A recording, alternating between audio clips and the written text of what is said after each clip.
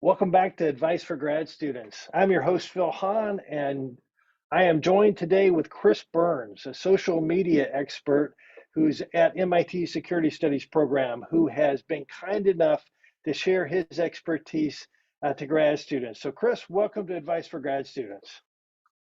Thanks so much for having me. It's nice to be here. Oh, it's great to have you here. And the first topic we have today is website and social media. So, Chris, over to you. What do I need to know and grad students need to know about this topic? Great. Thanks so much. I sort of designed how I'm going to talk about this section by thinking about what's a student looking at as they're getting onto the job market. So, one of the biggest things I think that you should be thinking about when you get onto the job market as a grad student is both your personal website and your social media accounts. And you should really be taking, at least a day or two, set aside 8 hours one day to just really, start thinking about your website, start planning your website, and start tying it into all of your social media accounts. So I always like to suggest to people to start by looking at the free or low cost website creators that are available. This isn't something that you need to be spending a bajillion dollars in order to do. There's two website makers that I usually suggest to people. The first one is Squarespace, and I think Squarespace is the best option for any academic graduate student, mostly because it's super simple, it's super intuitive, it's relatively affordable, and it's also super contemporary. And so I'll get into what I mean by contemporary a little bit later on, but suffice to say that if you use Squarespace, they're going to continuously update the aesthetics of your website, for as long as you have that website. So if you use a template that you first bought in 2018, when you look at it in 2022, it won't be substantially different, but it will be slightly different. And that's because they're always sort of updating these templates in order to make them relevant to the contemporary moment. I'm going to pull up a few websites of some recent SSP graduates just to give some reference points about what I see as like a good website or a good idea in a website and what parts of these websites, might stand for some improvement. Let's see.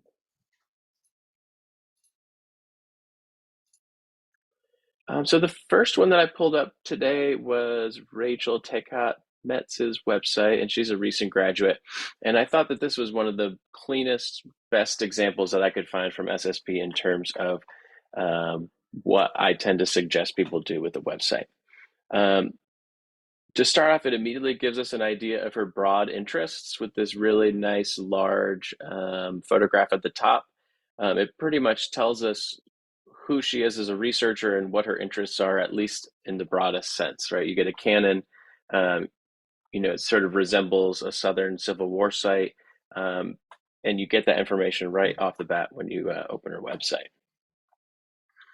And then, of course, it actually also gives us a more specific idea of who she is and what her interests are. We have this really nice, large professional portrait of Rachel, and then we have a really nice, concise one paragraph description of who she is, her research interests, where she graduated from school, and just sort of gives us a basic sense of who she is as a researcher, as an academic. I would really keep this homepage as concise as possible. It's almost better to think about your personal webpage as a business card, an expanded business card, rather than a fully functioning website. You're not you're not sort of a designer. You shouldn't have a huge website as a researcher. Um, it doesn't need to be huge. It needs to be concise and professional, and give us the information that we want right away. I also like the sort of menu topics that she uses.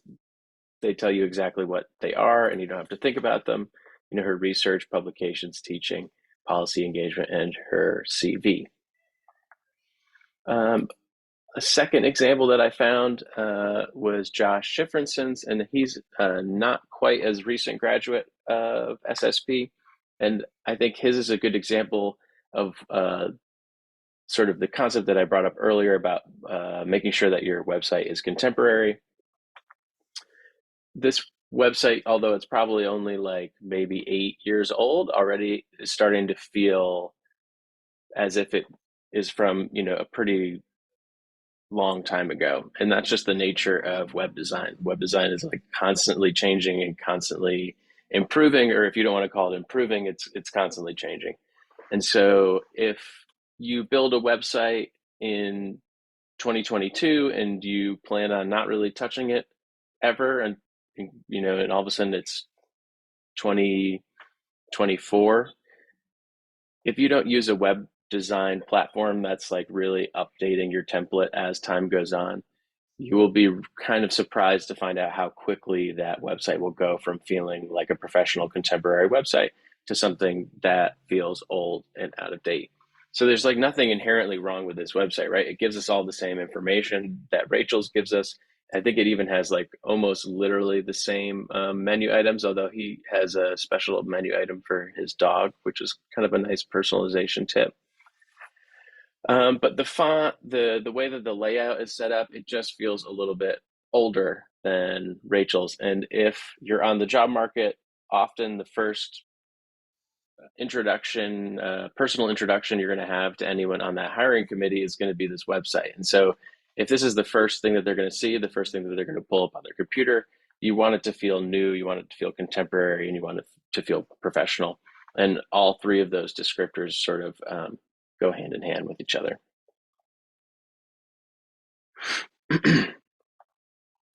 A third example that I wanted to bring up was Mina Pullman's. And I bring up her website because it's a bit different than any of the other academic websites that I've seen, and especially it this website was almost very clearly designed for the job market, and so that's what interested me about it. It doesn't just simply give us information about her research interests and like who she is as an academic, but I thought it was really neat that she actually divides up her menu a little bit differently than a lot of the other academic websites. She gives us skills, values, interests, and then of course, the basic resume, contact, and about me pages. But these ones are really interesting because within them, she lays out, the actual technical or basically technical skills that she has as it relates to the job market. She also outlines her values as a researcher, which is something that I hadn't seen before, and I thought that was a really good and interesting thing to do, if only because most people don't do it. I have never seen someone do this kind of website, and so I thought it was really neat. And then she also gives us, of course, her research interests.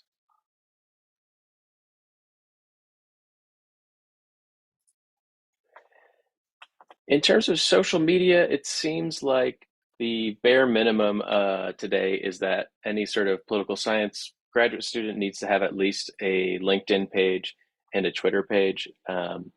Even if you don't choose to actually update these websites ever, you really need to have one simply because it gives communications people at the institutes and schools where you might be giving talks or you might be at a conference. Um, it gives them a way to tie you into all of their social media posts. So anytime we have a visitor at MIT, SSP, we take photographs of them, and we always make a point to tag any social accounts of theirs that we can find.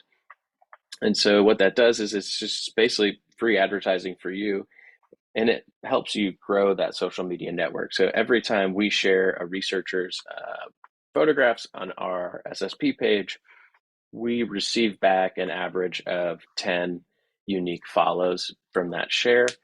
Um, and it should work in reverse. So every time SSP shares something related to that researcher, I can sort of assume that that researcher is gaining followers and gaining people looking at their social media account for the same reason. That's just basics of social media advertising. So even if you're the kind of person who says, I'm never going to be on Twitter, I don't want a Twitter, I'm never going to be on LinkedIn, I don't want a LinkedIn, just do yourself a favor and make the account and have a little note on your computer that gives you the URLs.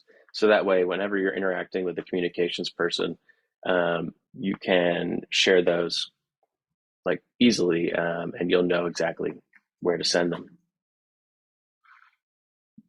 The only other thing that I would want to add to how we should be thinking about a website and social media page is that it's important to check your Google results on a somewhat frequent basis.